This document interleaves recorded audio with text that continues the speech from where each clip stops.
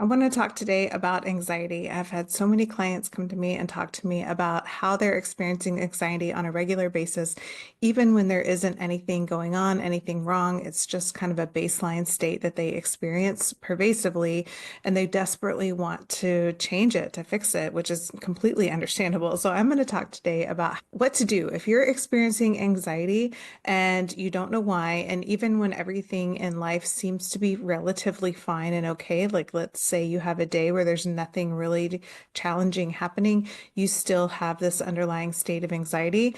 I'm going to talk today and explain from a trauma lens a little bit about what might be happening or why you're experiencing this behind the scenes.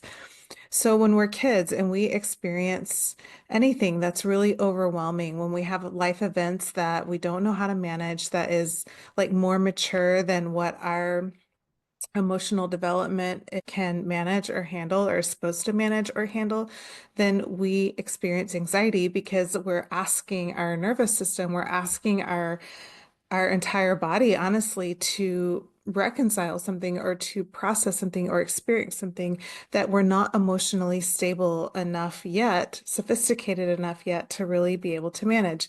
For example, let's say your parents are getting a divorce and it's kind of a messy divorce. Not that any divorce is not messy, but like it can feel overwhelming as a kid, and maybe your parents are not or were not available at the time to really help you manage and process that experience. You are having to walk through a really overwhelming experience that you didn't have the emotional sophistication or the tools to really know how to take care of and manage. So it can be a really overwhelming experience for you, which can then create anxiety because you can't reconcile safety for yourself. Maybe you're wondering where you're going to live. You're wondering who you're going to live with. You're wondering like all of these basic life needs, there's question marks around them, and you don't have the maturity or capacity as a kid to be able to reconcile that truth. And so there's kind of like this underlying pervasive sense of anxiousness because you can't assess for safety quickly. And this can happen if there's anything going on long term on a regular basis that's overwhelming that you don't know how to manage or reconcile, and that threatens your sense of safety or threatens your sense of attachment or connection to the people around you. Remember, we're mammals. We have to have connection to survive. We have to have connection. We have to be in our group, in our pack. So if we're experiencing anything that threatens that connection, maybe your parents were really harsh and critical about how you performed in school. And so you continually wondered if you were going to be in trouble or if you were going to be stonewalled or ignored by your mom or if you were going to be yelled at or have really aggressive behaviors towards you. If that is a consistent experience that you had, then you don't have that emotional sophistication. You don't have the tools to know how to reconcile that and to know how to create safety for yourself because you're completely dependent on them, right? You have to be with them to survive. And this episode is absolutely not about blaming or parent bashing or anything like that. Of course, in most situations, our parents were doing the best that they could. Their agenda and their goal was to ensure that we were performing at our highest capacity so that we could develop into the best version of ourselves because they knew that that's how they could, produce successful human beings. So it's not, we're not like looking at blaming. It's just more about understanding whatever the life experience you have that you don't know how yet to manage, then it's going to create a lack of trust in your environment and a need to be hyper vigilant about creating safety for yourself. So that's when we go into the cycle of overthinking and really worrying and trying to assess like, okay, what's going to happen next? What's going to happen next? What's going to happen next? And the reason we needed to develop that skill is so we could somehow try to predict what the future outcomes are going to be so that we could create safety for ourselves. I mean, the bottom line is safety, right? We couldn't trust that the future would play out in a way that was connecting, warm, comforting, and safe for us. So the antidote to anxiety is actually trust and building that self-trust. Because the truth is, now we're adults. Now we do have resources, we do have tools. We can ensure that we're safe. If we are in a home that's unsafe, we can leave. If we don't have food, we know what we need to do in order to get it. Like, we are not dependent on external forces in order to create safety for us. We can figure out how to create that for ourselves if it's threatened in some way. But our nervous system doesn't know that.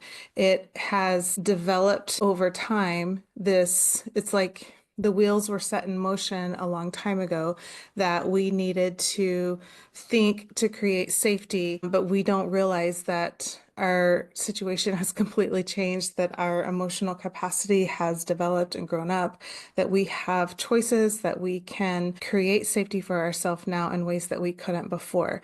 So there's some key ways that I want to offer in this segment just for us to be able to begin to consider how you can create a sense of safety and a sense of self-trust for yourself. Because it's the process of allowing your nervous system to regulate again so that you do feel safe and that you don't need to operate in that consistent state of anxiety. There are a couple steps that we need to take. Before we get into the steps that we need to take, I want to talk about how common and normal it is. If you've experienced this, you're not weird, that this is very common, that good actually feels uncomfortable for your nervous system. So when there is a lot going on, when life is a little bit chaotic, when there's a lot of stress at work or you're stressed out within your family, then if you grew up in an environment that was a little chaotic, a little stressful, a little unpredictable, then your nervous system knows how to navigate those circumstances. Your nervous system knows how to kind of hold you back a little bit and pace the situation and navigate. Some people, they're actually thrive in those environments. Like, how to really buckle down and work hard and perform well when things are really chaotic around you. It's a skill set you built because you had to build it in order to survive, in order to feel successful, in order to be successful growing up. But it's interesting now when we're adults and we have this really calm environment, then we feel our anxiety and we feel our anxiousness get bigger when the environment is calm. And it's because our nervous system doesn't understand that environment and it can't predict what will happen next. And that's what it's looking for, is prediction, so that it can assess for safety and it can put you in a position and so that you feel safe. What it doesn't understand is that you are safe already. When things are good, when things are calm, when you have, life is you're in a season where life is kind of going your way. It's, there's not a lot of turmoil happening and you can kind of rest and rejuvenate. Then your nervous system doesn't know and understand, I'm safe. I don't need to predict what's going to happen next. And our brain really gets wrapped up in this as well because they work together. And so what we need to do in order to help our unconscious mind and our nervous system feel calm is recalibrate to safety. Recalibrate to knowing and believing that you have internally the resources within you. If you don't have the answer on what to do, then you know who to ask, you know where to go, you have resources available to you to manage any situation that comes your way. So you can go to therapy, you can go to a life coach, you can go to your spiritual community, you can go to your best friends, or you can go to a mentor. There's all kinds of options that we have that we can resource whenever we feel overwhelmed or scared or upset, when life is creating challenge for us. So when we know that, when we can trust ourselves that we're going to be able to manage whatever situation comes our way, because we have evidence to prove that we're adults now, we're not helpless kids who are dependent on the people around us. We can depend on ourselves. And so when we kind of adjust and shift that mindset into, okay, I'm safe with me. So some really practical ways to do that is by, wherever you're feeling the anxiousness in your body, if you're feeling it in your chest, it's common, kind of in the center core of us, in your stomach, if it's in your head, like put your hands there on that part of your body and just do some deep breathing and assess for safety. You may tell yourself, I am safe. You may tell yourself, if I'm ever in a situation where I'm not safe, I know who to go to. I know who to ask. I have resources available to me. I'm safe. And just deeply breathe in and out and recalibrate your nervous system to to calm and to be okay and to feel safe within who you are, within your body right now, building trust within yourself. So it's like we have to reteach what safety is, what safety feels like, and that we are safe within ourselves, that we can trust.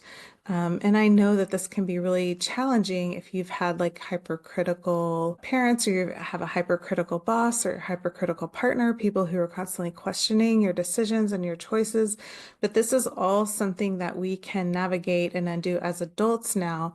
We can trust ourselves. You can begin to trust your instincts and your intuition. And if you're challenged with that, then I encourage you to continue to explore, like, when have there been situations or instances in the past where I instinctually made a choice or just knew something was going to happen before it happened, or, knew what I needed to do and I did it? Like, look for the evidence in your past that you followed your instincts, that you followed your intuition, that you followed your gut, that you followed your desire, and it worked out for you.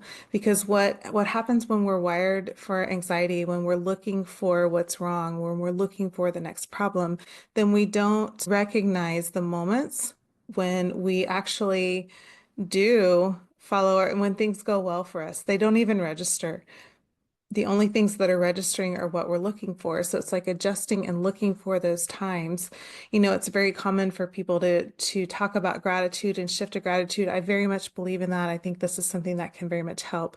But this is a little bit different than gratitude. It's more looking at, when did I make decisions for me and it worked out? When did I follow my gut? When did I follow what I knew needed to be done and it worked out for me? It was the right thing for me. In some instances, it could be that the other people were wrong, or it doesn't necessarily have to be I'm right and they're wrong. It's just I followed what I just thought I should do and it worked out for me. So looking for those instances in your past is one way you can really settle into recalibrating yourself, to trusting what you know and what your instincts are and your self-guidance within you. Once you calibrate to this, it's really going to start to calm your nervous system. And then a lot of times when we do this, our brain will start really firing, like, but what about this? And what about this? And what about this?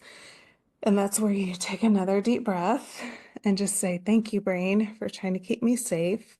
You've done a really good job until now. My strategy is changing now. I don't have to be alert in the way that I used to, because I trust myself and I know that whatever's coming, I will be able to manage and handle. Just having that internal dialogue with your brain, a lot of times get excited and, and anxious and start firing off a lot of thoughts. Whenever we're changing and recalibrating our system, our body just doesn't like change because it likes to stick to what it knows, even if it's maladaptive or if it's not really working well anymore. At least it knows it's predictable. And so creating this change can really create a somewhat sense of instability, some chaos within, but hold the line for the shift and the change. Once you get through that kind of wave of a little more frustration, of your brain firing off even more thoughts, then you'll fall back in sync with this new pattern that you're creating of self-love, of self-trust. So to recap, it's normal if you're feeling overwhelmed and anxious consistently, especially if you've had some adverse life experiences in the past where you were in situations that were quite challenging, intolerable. You were bullied at school. There was stuff going on in your home where you didn't feel safe, or you couldn't predict what was going to happen. You were experiencing any situation where you're feeling overwhelmed, where you're feeling like you're unsure of what's going to happen next, then that is going to create anxiety in and of itself, because we have to have safety. We have to have that connection as mammals in order for us to calibrate to trusting and believing that life will unfold and I'm going to be safe. Like, if you're lucky enough to have grown up in a home where that's true, or in an environment where that's true for you, then it's not going to be challenging for you to trust that things will generally work out. I'll figure out what to do when it comes. You don't need to be anxious about it. But if you didn't grow up in that kind of environment and you feel like you need to predict what's happening, That's very understandable. It's a very reasonable response to the way you grew up. It's just that it was what you needed to do at the time. It's just maladaptive now. It's not working for you anymore, and it's time to recalibrate to creating safety and trust within yourself because you're an adult now. You get to make the choices and the decisions, and I know that they're not always simple and they're not always easy, but you get to make them. You're not at the mercy of adults telling you what to do anymore. Like you can create a life for yourself that's really powerful and that is um, exciting and calming for who you are and what you want and where you want to go. I hope you found this helpful. I'm Janice Holland, a licensed therapist, and my goal is to give you as many tools and resources as you need to live the most courageous life that you can live.